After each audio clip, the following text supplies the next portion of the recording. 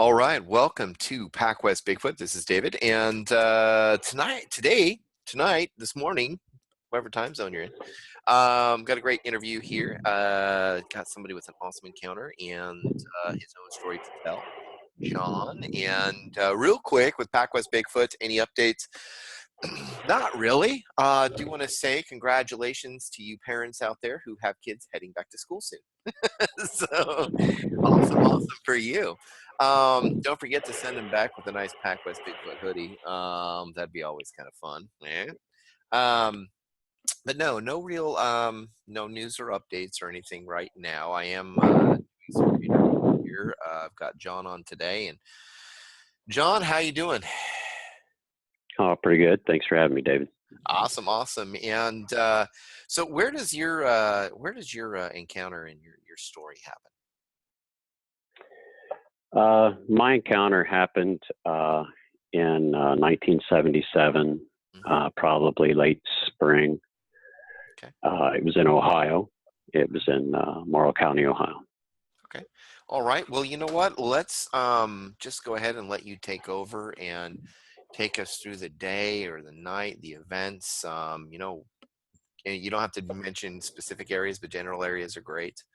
That would be awesome. So I will let you take over.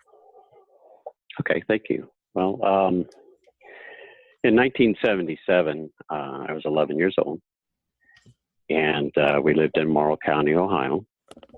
And it was pretty rural back then. It was mainly wooded, just a little bit of farmland. And we owned 12 acres of primarily wooded land. And that was adjuncted to some pastures and some horse fields and farmland in the back of the property. Okay. Our home was at the front of the property at the time. Do you mind mentioning any towns or anything nearby or anything like that we might be? Yeah, it's right inside Sparta, Ohio. Sparta? So Sparta. It's real close to Fulton and Mount Vernon. Okay. So the encounter was in Sparta, Ohio. Gotcha. That morning, it was a weekend morning. My parents, I don't know where they were going to take off to, but I think they were going to take off somewhere with my aunt and uncle. So they brought my cousin Diane and her brother Brad down. She was, the older teenager, and so she just kind of hung out there to watch us. But so she hung out inside and sent us outside to play that morning. And I guess it was about 9:30 that morning when we started our kid adventures, and we had a path that was cut by a bulldozer that went all the way back to the fields. So it was a pretty wide path. You could walk pretty much all the way to the back. And once you got to the very back of the woods right there before the pastures and the fields and the farmland, there was a clearing there where I had a tire swing, big water oak tree there that we used to play on quite a bit. Mm-hmm. And then on the other side of the path, there was a log that would cross some nettles and a little swampy area right there. And we had some vines and things that we would swing across on that. So we were just kind of heading that way, collecting frogs and different things along the way and mud puddles and just being, kids. As we approached the clearing, everything went dead silent. And then we picked up an odor, and the odor was kind of like a wet dog crossed with death. I immediately started looking around because we had a couple small bowls still on the milk bottle at the time, and I thought, well, it might be one of them. Mm-hmm. But I didn't see anything. We were just kind of just standing there staring and looking, in different directions. We all smell it, but we don't see anything. Then out the peripheral on my right side, I noticed some movement over by my tire swing, over by this big water oak. And when I looked, I saw about a 5'5" small creature peering up over its shoulder, and it's got its arms around, I thought was the tree at the time. I wasn't really paying that much attention because I was so taken with this with this small creature, and it was ugly. You know, small, it was taller than I was. It was quite ugly, and it would only peek. And I probably looked at it for about, I don't know, 10, 15, 20 seconds tops before I started following my eyes up. And I realized that what it was doing was it was holding on to this leg of another one. And it was clearly, it was clearly female. She was about 7 to 8 foot tall. I'm just going to guess in that range. You know, I was 11, so everything is really tall. Right. But prospectively, when I look back at it now, I'm going to say closer to 8 foot. She was not moving. She just was standing there staring at us, and her mouth was open and closed, but it was mainly open, and she would purse her lips, kind of like a monkey would purse their lips a little bit. But she would show her teeth right after that, so it's kind of like a back and forth motion. Okay. And but that was the only thing moving. You know, she was staring right at me, and I was staring directly at her, and I was just I was frozen because there's nothing between us. You know, we're about 40 feet apart, and there's nothing between us. She's standing right next to my tire swing, and I'm in just total shock at the moment. And I'm just staring at her, and she's staring right through me. And I'm just terrified. And so I start kind of speaking out the side of my mouth without moving at Brad, and he's just, 3 feet from me. And I'm like, Brad, hey, Brad. And he's like, what? And I'm like, look. And he's like, look at what?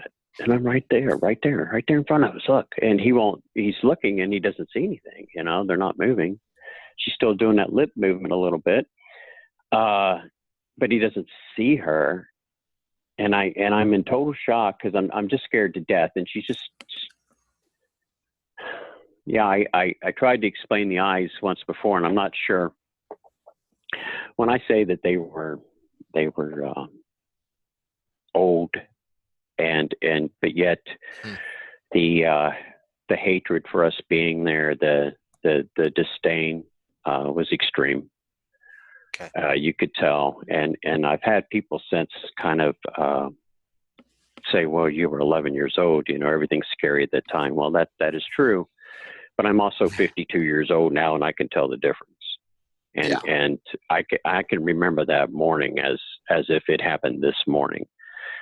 So when people kind of scoff that off a little bit, I just kind of let them have their say in it. But I can tell you, I can remember every moment of that morning, and I know that look, and I think I'm old enough now to understand the difference. But she was clearly not happy that we were there. She looked concerned, she looked upset, and she looked extremely angry. But she wasn't moving other than her mouth. And you could almost feel the air just completely different. But anyway, I'm telling Brad, look, and he's not looking. And I finally just, I was so frustrated and scared that so I just pointed right at her, it's like, dude, she's right there. And the moment I did that, she took a step. And again, this is so hard for me to explain, but it was so mechanical in nature almost. But she took this step, and her first step was probably a 6 foot gap. Easy. Jeez. But when she did it, she was on her tiptoes. And then she just her hips just kind of ball jointed up, and she just kind of folded over and onto her knuckles, and she's still up on her tiptoes, and now she's covered another 6 feet of distance because she's lunged forward. Mm-hmm. And when she hits the ground in front of me, leaves and debris and just whatever, kind of goes up, you could feel it, and she starts roaring at that time. And when she roared, it it paralyzed you. I wanted to run so badly. I just wanted to turn and run, and I couldn't. But it was different from the fear that I was feeling earlier of afraid to move. Now I wanted to move and couldn't. And the moment the roar stopped, it was almost as if everything just freed up, and we just turn around and we run. And that's, you hear Brad, he was like, "Oh, I see it now." When I pointed at it. Finally pooping I've his had to pants and relive. running at the same time, huh? Right. But as we turn, we're so panicked, we don't even run down the trail. We actually run into the other side of the woods. And now we're cutting towards the front. And we're running, and behind you, you hear this crazy language, which again is very, very much like that samurai talk. Yeah, I've heard. I have been told that so many times. Kind of like, it's just right. really, yeah, exactly. But it was really loud, and they were yelling back and forth. All of a sudden, the realization came to me that there was more than one. That she wasn't the only one, and the little one wasn't the only one there. That there were several in the direction that we actually took off running. A family or clan of them around. I guess, my thought, well, let me finish. So we're running, and there's branches breaking, and this, have you ever heard the Ohio screams or the Ohio yells? Yes, I have. And I got a machine going out my window, so I'm going to mute. So you could hear that. You could hear those type of siren-y type air raid calls. But at the same time, you hear that samurai chatter, and then you hear that crazy samurai chatter, almost that really scary sound. It just goes right through your bones, man. Yeah. But you could hear large breaks going on behind us, and screaming, and just ungodly sounds. And the whole time you're thinking, I just want to see daylight. You're running and it's 12 acres of running, and you just want field. It seems like I want open field. Right. Field.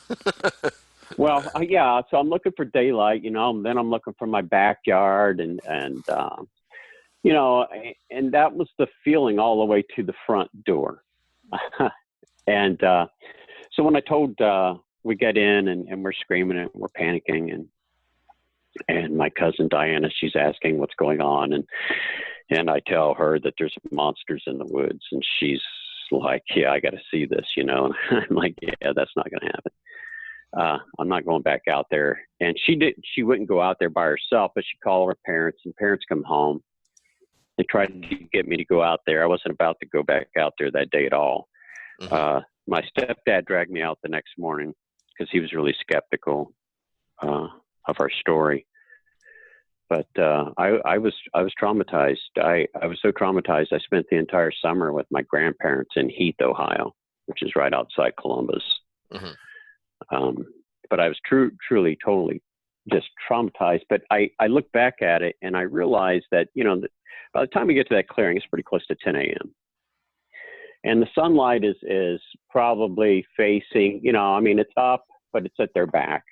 Mm-hmm.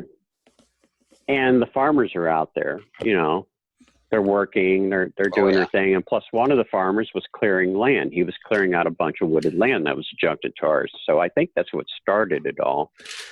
But I look back at it now, and I think, well, they really had nowhere to go. You had a bunch of kids that encroached on you from one direction, and the other direction for you to go is farmers with out there working their field. Probably loud. Right. Just, yeah.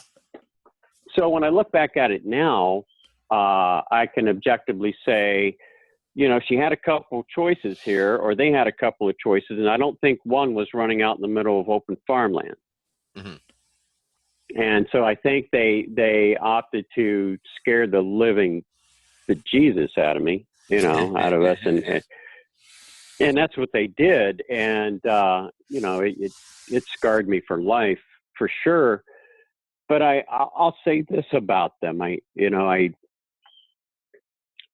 don't want to say they're animals because they're highly intelligent. You can see that wisdom in their eyes, but at the same time, I'm not the guy that wants to go out there and share a bowl of grape nuts with them. Okay, I think people who wish to do that, like a face-to-face encounter like that, is really taking their lives in their own hands. This is something that is instinctively could very well hurt you, very badly, Yeah, like yeah. any other animal. It's just a little smarter than the I'm bears with and the you. cougars. And I am totally with you. I think that they are highly intelligent, even more so than, say, mountain gorillas or chimpanzees and the like. I do believe they're animals, but I believe that they're highly intelligent. We look at things like orcas and dolphins as being, some of the most, whales being the most highly intelligent animals on the planet. I think Bigfoot is along that line. I, I So, I would tend to agree. I think that they're very ancient. I think that they come from a time period that just goes way back. mhm, Uh, because I believe they have inner gifts and things that we maybe don't have or lost sight of as an infrasound, like tigers mhm. and things of that nature. So I think that they're intelligent enough to be able to utilize these things that keep them safe in nature, keep them Yeah. hidden, keep them a lot of things. Yeah, I mean, like standing there, just basically almost in plain sight, but you're not really noticing, like your friend. He's just like, look at what? But if this thing is Right. standing completely still as a statue, that's, that takes a lot of practice. You see those folks on city streets in Vegas or whatever, and they're like, just standing there as like a statue. And these things are even better than that at that for Well, a she longer was period of time. And how many times we've passed them in the woods? right. Absolutely. But I have a kind of another thought on that, and I said that she was moving her lips and her mouth was open. Hmm.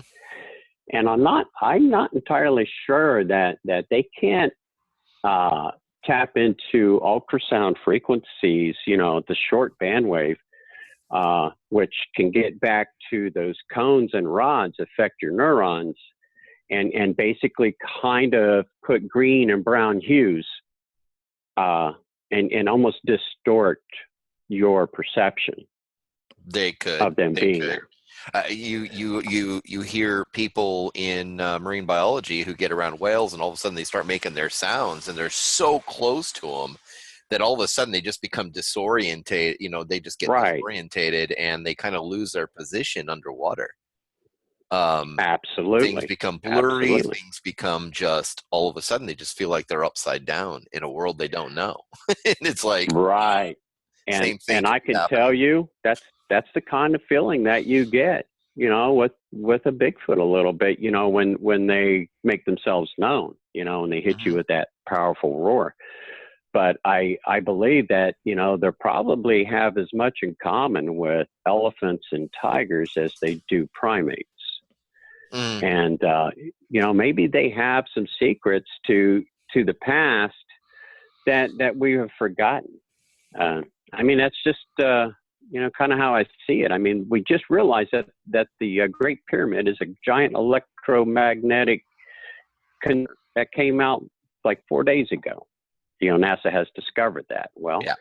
so that's a frequency, Hmm. and maybe frequency is the key to moving these monoliths around and everything else that they just seem to not have the answers to. Oh yeah, I That's mean, there's all. there's there's just so many things in creation that we have no idea about. We don't know its capability. We don't understand right now. I mean, it's kind of like being in an infancy, and Right. it's being online and working as an internet marketing consultant for businesses and stuff. I keep telling people, they're looking at this thing as like, oh, it's like the most. The thing is that we're still kind of in an infancy here of what There's just so many things coming out all the time you know Oh, that, absolutely. so it's the same thing in nature, in the natural world. There's just so many things that we don't truly understand its capabilities. So No. No, absolutely. I agree 100%. And I think that further research and studies really need to be taken seriously, not just with Bigfoot, but we've come to realize that frequency is how nature, it speaks to each other. This is how birds all take off all at one time, and the fright or flight type of sensations. They communicate through frequencies and vibrations that we don't feel. We can only see spectrums or hear spectrums, within 20 hertz or 20,000 hertz. Anything above or below that range, well, we just can't hear it. So therefore we kind of pretend like it doesn't exist. Mm-hmm. But that simply isn't the case. And those lower frequencies have great effects on our human body, and the military is applying these things. They're smart enough to realize the importance of frequency, obviously. So I think maybe the rest of us should too, and maybe look at nature a little differently. Maybe that's how everything communicates, and maybe we're the ones that just forgot how. There you go. There you go. Interesting. So, what you probably mentioned this before in your other report and everything, but describe a little bit of the color and some of the face and whatnot that you saw. A little bit of physical description of this thing. All right. So the original face drawing that I sent you, the female and the male are as close as I could get it. But the one thing that's really important, and it really stood out to me, I guess now, besides the eyes, the nose. At the top of the nose, where the heavy brow comes into play, the bridge of the nose, mm-hmm. it's very like snarly looking. There's a lot of lines there, almost like when you crinkle your nose. Mm-hmm. But it's like that at the top. But as the nose spreads out and gets bigger, and it's flat, it's like a human nose. It is not upturned like a gorilla. I've never, neither one of them had an upturned nose. Their noses were very flat, very wide, almost 3 inches wide on her face, probably. And a very ashy, gray, charcoaly colored skin underneath. I hear that a lot areas. As well. A lot of the ashy, grayish, scaled kind of color. Right. Yeah, absolutely. But her knees and her elbows were void of all hair. It was mainly calloused, really rough and calloused. You could see like years of just, callus built up on her. And her breasts were pretty much void of hair. I mean, it had hair on it, but it was very thin, almost non-existent. And it didn't go all the way down. It just went down through like maybe a quarter way. But I mean, so she was, clearly female, and her breasts were that ashy gray to darker gray color as well. Her hair was mainly black. Like you could see that her coat was mainly black, but when light shined through it, as I told you, the sunlight was coming up at 10 o'clock behind her. So you could see the light coming through the trees and then hitting her hair. And there was kind of a reddish brown outer tinge to that. Okay. Her hair was very short for the most part. It only had length like maybe where your forearm would be on the underneath part. Maybe, some of the hair there was a little bit longer. Some of the hair, like at the upper portion of her chest, may have been a little bit longer, and maybe down around like her ankles. Mm-hmm. That hair seemed to be a little bit long, like almost to the ground. I mean, I really got a good look at her. How about the young one? How about the little one?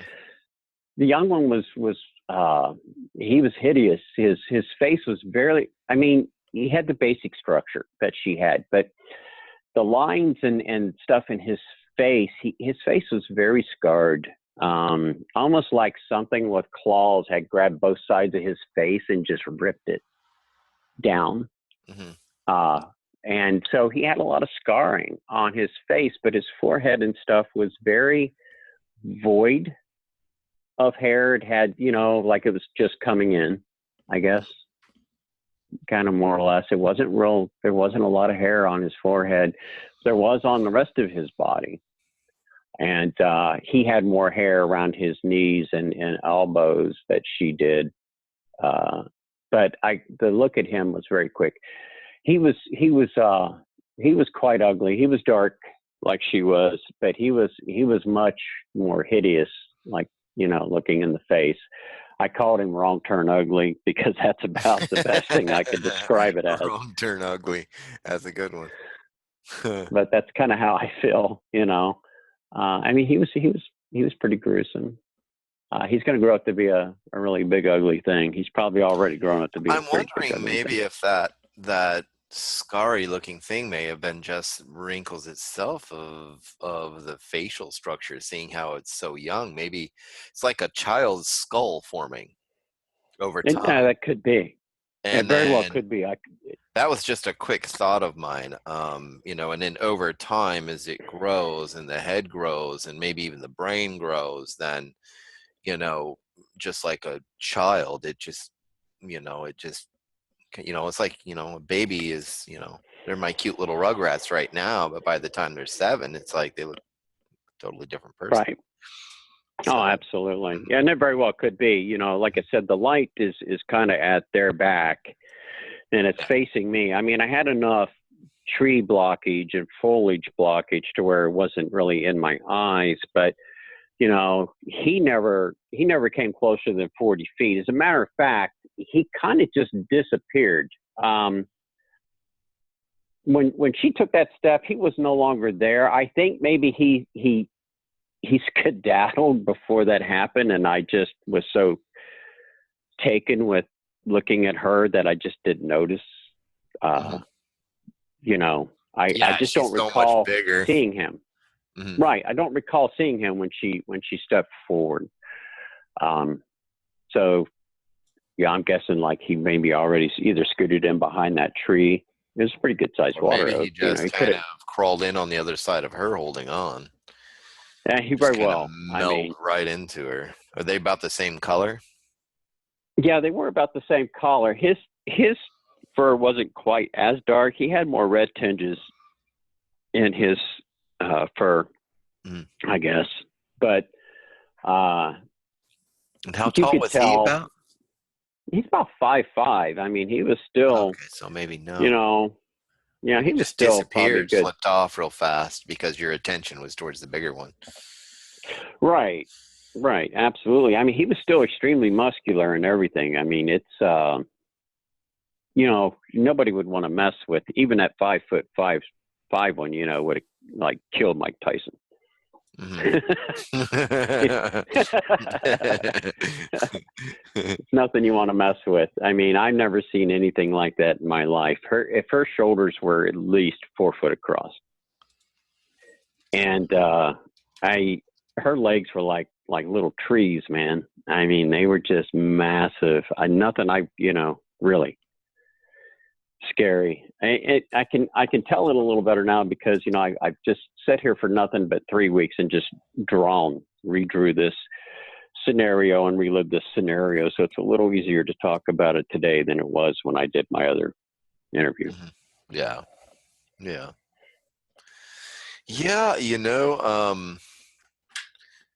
That is, between that and, like you said, the Ohio grass man. So apparently you'd come across the Ohio grass woman and her young one. Yeah, So, I think so.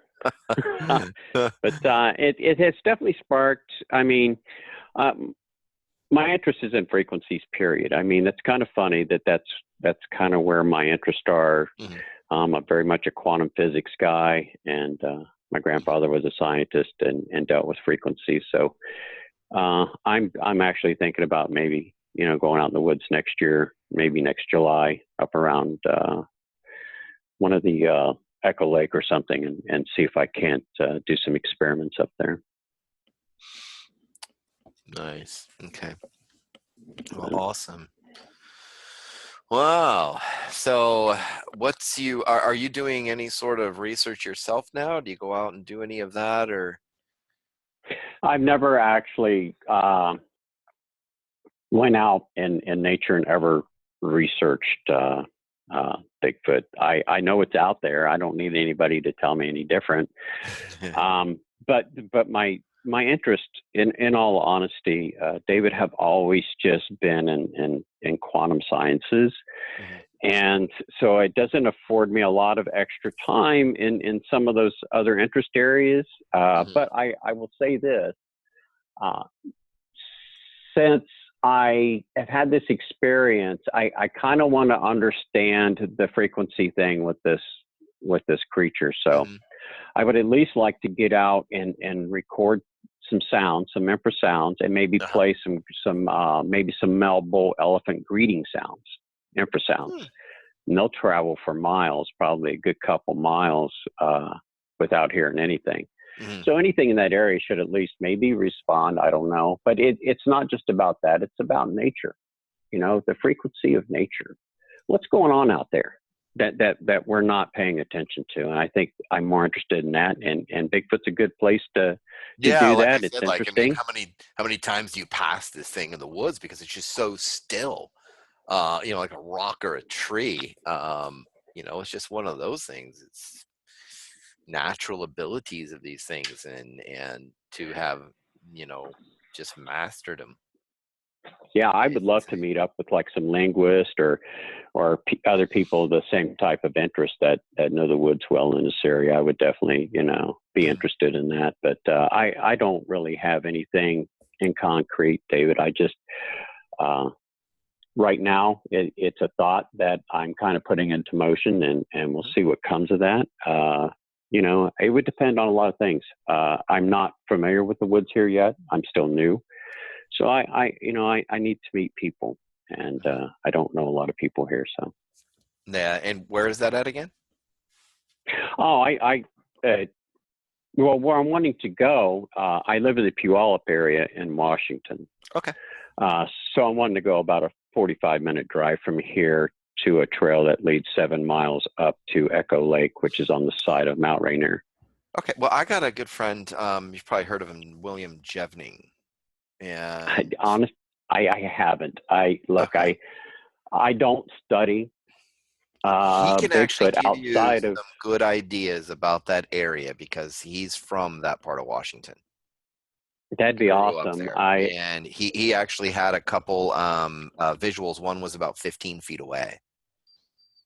Oh, Uh, that's real close too. Yeah. yeah, Whew. and he's got some great books on the subject as well. But if you want to, you can reach out to him on Facebook and just say, "Hey, I'm a friend of Dave's over at PacWest Bigfoot." He told me to kind of contact you about maybe where to go possibly around here and grab some recordings, things like that. He can That really would be look. a great. Yeah, William That would Jevning, be really great. Jevning. I will look into that for sure. Okay. I'm really excited to maybe do some frequency experiments out there and maybe see what's going on, because maybe we're just missing something here, and maybe we just need to pay a little more attention to the things that we're not hearing. That's all. Yeah, exactly. Low rumbles that we can't hear still could be there. And the thing is we can find some sort of technology to sit there, create some technology to actually, or use the technology we have to actually pick those things up and know that we're in the vicinity of something. Right, we're You doing it know, with whales and dolphins. Yeah. I don't see why this can't be any different. I don't need anybody to convince me they're out there. I had an up close and personal encounter with one, so I know they're there. So that part's done for me. Mhm. But I have found footprints in the middle of nowhere in the snow that just can't be answered. And I've had something walk off in the middle of the night, not far from that original area 20 years later. Walk off and heavily walk off. So for me, 2 + 2 = 4 for now. right, Yeah. right, and eventually, maybe you'll have that facial I'm not sure encounter if where I you'll see it. want one. I don't I always blame you. tell I people mean, I'm look, not sure if if I do, it better be 200 yards away, and my car I'm better be nervous. 5 feet away. Um, Look, man, I'm nervous. 7 mile hike outside of Greenwater, Washington, up to Echo Lake seems to be the perfect location because it's all cascading mountains down into a lake. So oh it's yeah, me and you, we're in hot spots, man. I'm in Southern Oregon, and here you talk about the Crater Lake area, like the Winema or Rogue River National Forest. You got all Redwood National Forest. I mean, these things are just ornery here, from what I understand. Most of the I don't stories want to I meet hear Omri. is just ornery. It's just, uh, for the like I most part. said, right. I don't want to share a bowl of nuts with them, though. I mean, that's my Uh, whole point. My whole point is air caution yeah, always fair caution. in your research. If you're a Bigfoot researcher out there, at least take that into regards. Is that when you do Most of your them I investigating, know do. And there's another good. couple individuals, Gunnar Monson over at Monster X Radio and Shane Corson. These guys are I believe, a part of the Olympia project. Okay. And they're friends of Okay. mine. You can reach out to Shane Corson. He doesn't mind me shouting his name out. He's got a lot of great information. They're just a brilliant crack team of just awesome Bigfoot researchers doing real, that real That's what I need. hardcore. Yeah. So Right. that'd All be right. I another need one real for you. science. Yeah. Yeah. Yeah. That's what I So need. I William need real Jevney, scientists. Shane Corson, Gunnar Monson, these guys are really out there doing some really awesome research out there, and I think that those are the folks that you ought to connect with and see what's going on out there where you're at. That's super. I will So certainly look awesome. into doing that. I I'll send greatly you the names appreciate too that. later today too. I just got a couple consultations I have to do today, so I got to get running here in a few. But I will tell you, I will send you those names just to make sure that you got them, and you can connect with them. Just tell them I sent you That over would be what you're trying to accomplish, and what kind of help they might be able to assist you with. that'd be great. Awesome. And then the other thing, that last image I sent you,